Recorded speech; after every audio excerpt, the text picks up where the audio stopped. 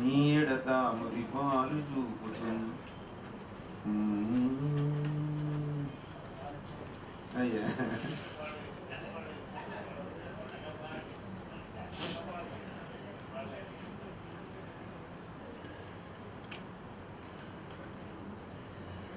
చంపగనేల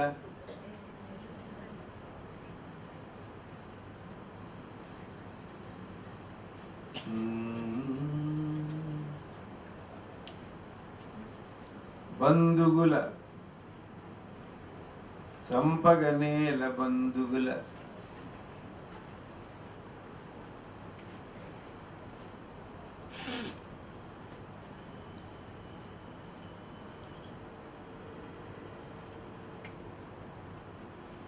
శాంతులుగా సంపగనేల బంధువుల శాంతులుగా సగపాలు వీడుడి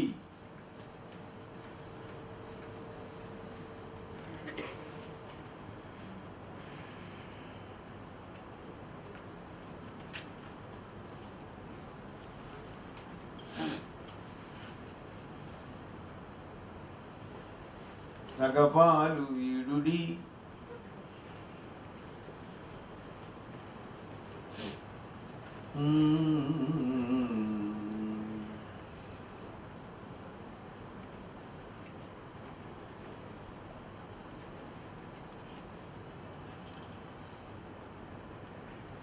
సగపాలు వీడుడి సగపాలు వీడినన్ సగపాలు వీడినన్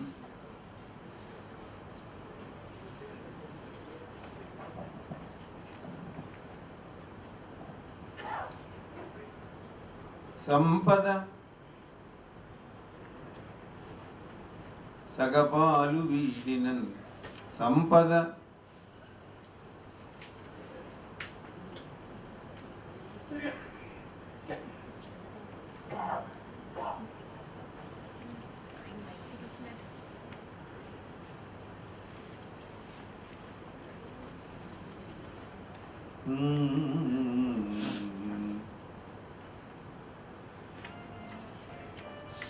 సంపద కీర్తి రూపమున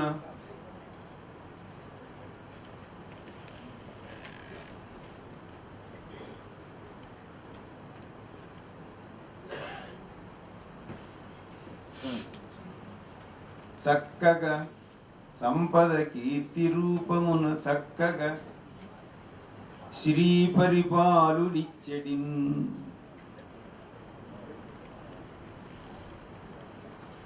పరిపాలుడు బాగుంది, చాలా బాగుంది.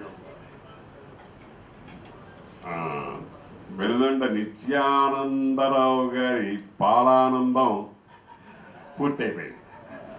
పాలపర్తి వారు పూర్తి పాలపర్తి వారి చేత ఇప్పుడు వర్ణన.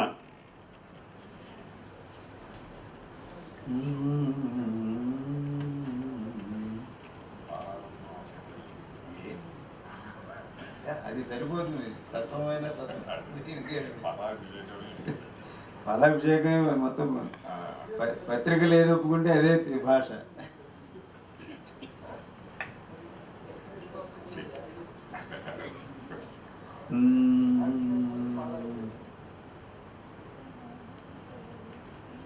రెండు పాదాలు అయింది, మూడు నాలుగు పాదాలు.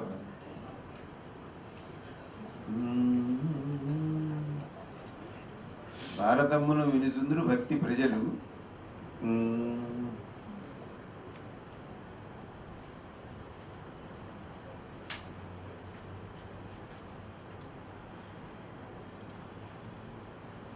వ్యాకరణం చాలా తూకంగా ఉంటుందండి. వ్యాకరణం విషయంలో అసలు ఎక్కడ మీరు ఏ శబ్దమన్నా చెప్పండి, దాంట్లో అదే సుశబ్దం అని చెప్పేస్తాడు ఆయన. నేను ఆ శ్రీరామలింగేశ్వర శతకంలో వెక్కెక్కి ఏడుతున్ అని నేను ఒక రాశా. వెక్కి వెక్కి వెక్కి వ్యాకరణ ప్రకారం వెక్కెక్కి ఏడుతున్ అనడానికి లేదు, కానీ భావం చూస్తే చాలా అద్భుతంగా వచ్చింది అది. దాన్నేమో తీయడానికి వీల్లేదు. ఆ పద్యం తీసేస్తానంటే ఈయన అన్నారు, ఇందుకే సరిపోతుంది వ్యాకరణ పరంగా అంటే. ఎలా అంటే అన్న వెక్కు అంటే మిక్కిలి, ఎక్కి అంటే అధికమయ్యి బాధపడతానని. వెక్కి వెక్కెక్కి సరిపోయిందండి. అంటే వ్యాకరణం దాని స్వభావం తెలిసినప్పుడు సృష్టిలో ఉండే ప్రతి శబ్దం యొక్క అర్థం ఏమిటి, ఆ శబ్దం ఏ అర్థాన్ని తెలియజేస్తుంది, అవన్నీ తెలిసిపోతాయి ఆ శబ్దోపాసనలో. అలా ఆయన బాగా దాని బలమున జాతిలో ధర్మ దీక్ష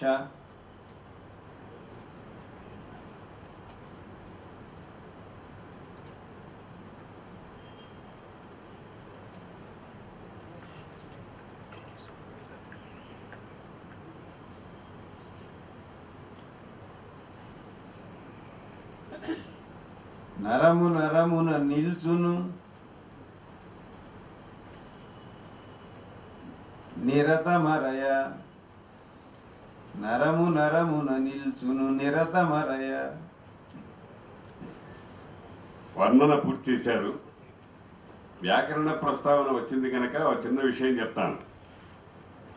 ఆంధ్ర విశ్వవిద్యాలయంలో కట్టమంచి రామలింగారెడ్డి గారు వైస్ ఛాన్సలర్గా ఉండగా ఈ బిఏ ఎంఏ కాకుండా ఈ ప్రాచ్య భాషలకు ఏదన్నా మంచి పదబంధాలు కూర్చమని ఒక పండితులను అడిగారట.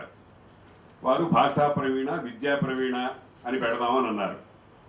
అంటే రామలింగారెడ్డి గారు వద్దండి, కొంప మునుగుతుంది, భాషా ప్రవీణ అని అంటే భాష అప్రవీణ అని విడదీస్తారు, మీ కొంపలు మునుగుతాయి, వద్దన్నారట. ఏమి మునగవండి, పర్వాలేదు, అట్లాగే ఉంచండి. భాషా ప్రవీణ అని అంటే అప్రవీణ అని విడదీస్తే నా విద్యతే ప్రవీణ యస్మాత్ అప్రవీణ అని మేము అర్థం చెబుతాము, మీ దిక్కున్నతోడు చెప్పుకోండి అంటాం, భాషా ప్రవీణ అని పెట్టండి అన్నారు. వ్యాకరణం అలా రక్షిస్తుంది. అనుత్తమ అన్నట్టుగా భగవన్నామాల్లో అనుత్తమ అంటే ఉత్తముడు లేని, తనకంటే ఉత్తముడు లేనివాడు అని. అట్లాగే అప్రవీణుడు అంటే అతనికంటే ప్రవీణుడు లేనివాడు అని. ఈ మధ్యనే ఒక ఆయన చాలా చమత్కారంగా అజ్ఞానం అంటారు, అది ఉంటే ఎంత బాగుంటుంది అని అన్నాడు. అజ్ఞానం నాకు కావాలి, అజ్ఞానం అనేది ఎంత బాగుంది, అది కావాలి నాకు అన్నాడు. అజ్ఞానం అంటే అక్షరాణం అకారోస్మి అని, ఆ అంటే పరమాత్మ, అతని యొక్క జ్ఞానం అని అర్థం చెప్పారు. అస్య జ్ఞానం అజ్ఞానం అని. కాబట్టి వ్యాకరణం చాలా చాలా చక్కగా రక్షిస్తుంది. వర్ణన అయిపోయింది. చెన్నప్ప గారు రాసు ఇంకోటి అడుగుదా? చెప్పండి. ఒక్క నిమిషం. చిత్రాక్షరి అక్షరాలు చెప్పేసి. 1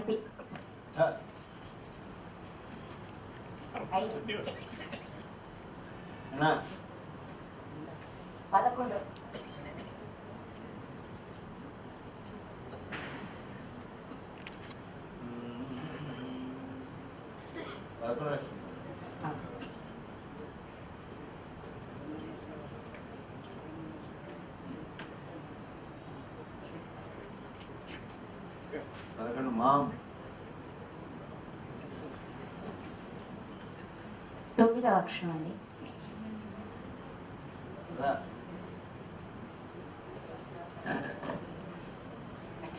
4వ అక్షరం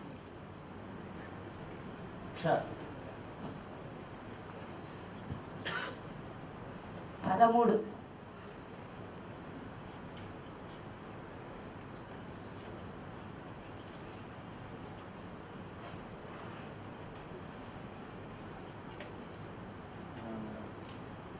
రకారం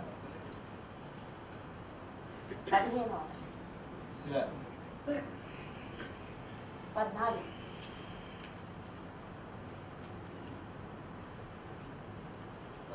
టే.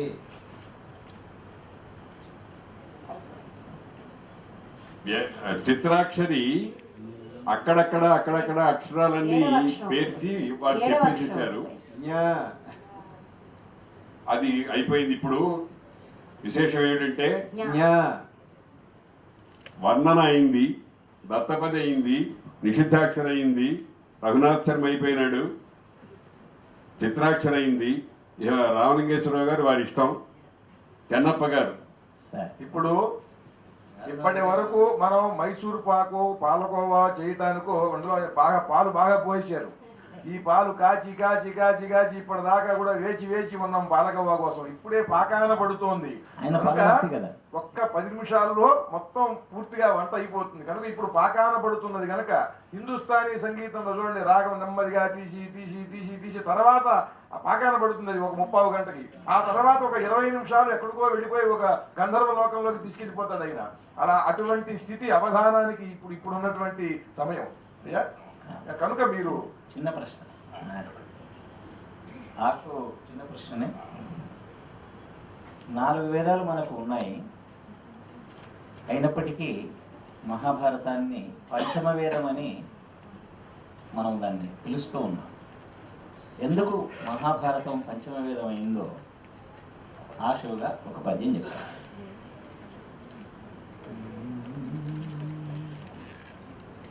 నాలుగు వేదాలు మనకు ఉన్నాయి, చాలు. 4 స్తంభాలు చాలు గదికి, నా భావన. 5వ స్తంభం అవసరం లేదు. ధర్మం 4 పాదాలతో నడవాలంటే 4 వేదాలు చాలు. కానీ మహాభారతాన్ని పంచమ వేదం అన్నాం. ఎందుకన్నాం? ఇది చాలా బలమైన ప్రశ్న. 4 స్తంభాలు, వేదాలు 4,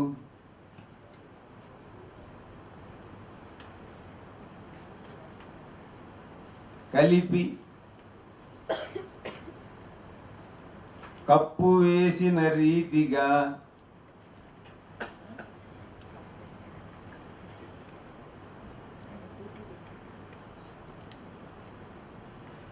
విప్పి చెప్పే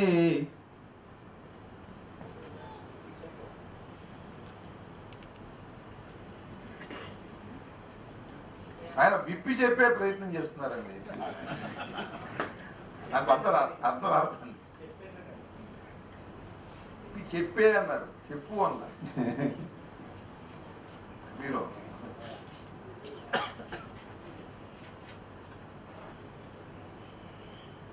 కప్పు నీడన నిలువ జగమ్ములెల్లా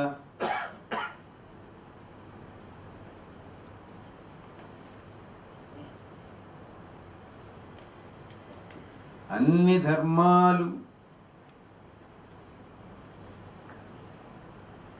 ఒక చోట నల్లుకొనగా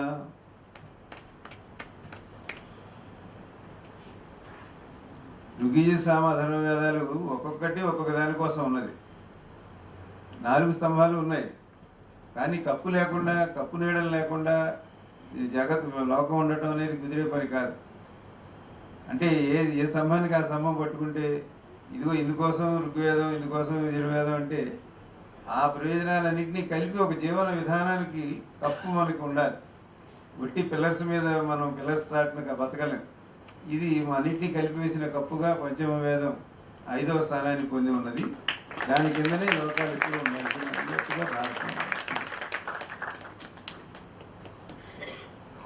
ఒక చిన్న పద్యం అంటే కందంగానే ఏదన్నా మరి చేసి పద్యాలు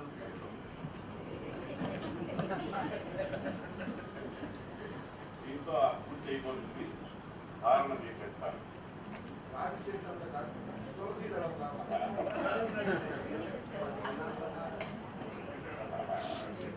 అలాగైతే హరితోనే స్టార్ట్ చేస్తాను. హరి బేనల్లుడు బాహువీర్యపటు శౌర్యస్ఫూర్తి త్రైలోక్య సుందరుడు, ఆచార పవిత్రుడు, అంచిత కళాదక్షుండు, ఉదారుండు, కాతర సంరక్షకుడు, ఆర్య సమ్మతుడు, విద్యా వైభవోల్లాసి, అచ్చురు తేజుండు, వరించుగాక అభిమన్యుండి సరోజానన్. ఈ ఉత్తర, ఈ నాట్యం నేర్చుకునే ఉత్తర చాలా గొప్ప సౌందర్యవతి, గుణవతి. అటువంటి అమ్మాయి అభిమన్యుడు వరిస్తే బాగుంటుంది అని ఆ సందర్భంలోనే తగినటువంటి కోడల్ని, అంటే కన్యావరణం అనేటువంటిది ఎప్పుడైనా వీళ్ళ యొక్క, అంటే వరుని పక్షం వారి బాధ్యత. కన్యావరణానికి బ్రాహ్మణోత్తముల్ని వారిని వెళ్ళి పంపిన ఎవరైనా కూడా ఇప్పుడు ఆడపిల్ల తండ్రులు చెప్పులేరిగేట్టుగా తిరగటం అంటే ఈ మధ్య కొంతకాలం వరకు, ఇప్పుడు మళ్ళీ మారింది పరిస్థితి. 100 సంవత్సరాల క్రితం ఉండే పరిస్థితే మళ్ళీ మారి ఇప్పుడు మళ్ళీ కన్యాశుల్కం రోజులు వచ్చే పరిస్థితులు ఏర్పడ్డాయి. కాబట్టి అట్లా ఈ ఆ భంగిమల్లో కానీ అంటే దేహ సాముద్రికం దీంతో ఈ అమ్మాయి అభిమన్యుడికి భార్య అయితే బాగుంటుంది అనేటువంటిది. అంటే ఒక పని జరుగుతున్నప్పుడు ఎన్ని కోణాల్లో ఎన్ని దృష్టి ఎంత చూడాలి, తెలివైన వాళ్ళు ఎట్లా పరిశీలిస్తారనేటువంటిది మనకి దీని ద్వారా తెలుస్తుంది. కాబట్టి ఆ విధంగా మంచి వివాహ సందర్భ ప్రస్తావన చేసినటువంటి ఈ పద్యానికి నమస్కరిస్తూ స్వస్తి. మంగళాంశాన్ని అన్నారు. అష్టావధానం ప్రక్రియ పూర్తయింది. ఇప్పుడు ధారణ. వారు చెప్పిన పద్యాలు ఒక్కొక్కటి నిషిద్ధాక్షరికి చెప్తున్నారు పద్యం.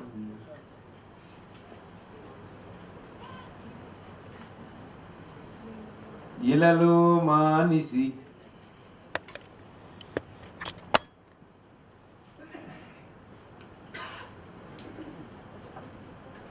ఇలలో మానిసి తాకన్ కలిపాడవు గద కలిపాడవు గద ఇట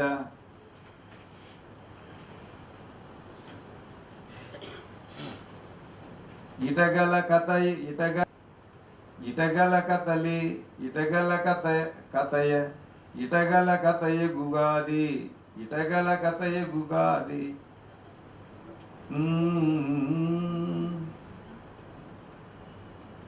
నిలుపగ నీతిన్ జల్లన్ నిలుపగ నీతిన్ జల్లన్ సలలితముగ భారతంబు జగతి కొసంగెన్.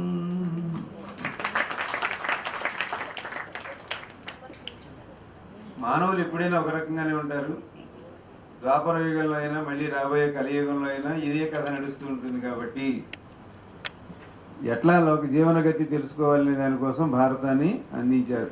ద్వాపరం చివరిలో అందిస్తే కలియుగానికి మన అందరికీ పనికొస్తుంది. కాబట్టి ఆ విధంగా అప్పటికి ఇప్పటికీ ఉన్నటువంటి దానికి భారత ప్రయోజనాన్ని ఇందులో చెప్పడం జరిగింది. నిషిద్ధాక్షరి సమర్థంగా పాలపర్తి వారు పూర్తి చేశారు. ఒక విశేషం ఏమిటంటే ఈ అష్టావధానంలో నిషిద్ధాక్షరికి కూర్చున్న అయాచితన్ నటేశ్వర శర్మ గారు కూడా సుప్రసిద్ధ అష్టావధానం. ఎందుకంటే నిషిద్ధాక్షరి దగ్గర సమర్థుడైన వాడు కూర్చోకపోతే చాలా ఇబ్బందులు వస్తాయి. ఏదో అటా సాగిపోతుంది, అందులో పట్టు ఉండదు. ఇవాళ వారు చాలా పట్టుగా అక్షరాలని పట్టుకొని ఏ అక్షరాలను నిషేధించాలో వాటిని ఇందాక రామలింగేశ్వరరావు గారు అన్నారు. ఆగారు అవధాని గారు. ఆ అవధాని గారిని కాసేపు ఆలోచన మగ్నుని చెయ్యటం అనేది ఈ నిషిద్ధాక్షరి ప్రష్ట యొక్క గొప్పతనం. అది వారు చేశారు. ఇప్పుడు సమస్య జ్ఞాతి వర్గమునకై కన్నీరు పెట్టంగా